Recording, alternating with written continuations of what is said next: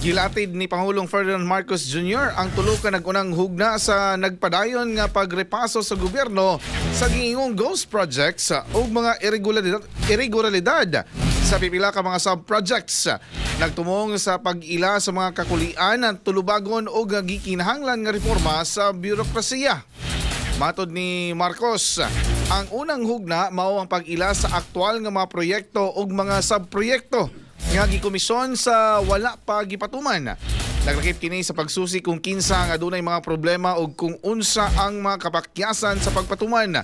Ang ikaduha hugna mao ang pag-ila sa mga angay manubag. Samtang may pasalig ang presidente nga nakatutok ang administrasyon sa pagpatuman sa mga reforma base sa mga nagkaplagan nga kahiwian. Matod sa presidente, usa sa labing klaro nga nakitaan sa investigasyon mao ang kakulang sa transparency sa mga proseso sa gobyerno. Himugatan ni Marcos nga ang pagbalik o pagpabalik sa transparent o gaabling nga mga proseso sa gobyerno mao'y usa sa labing importanteng lakang aron mapugnan ang pagbalik sa maong matang sa korupsyon. Express, balita sa buntag. Express.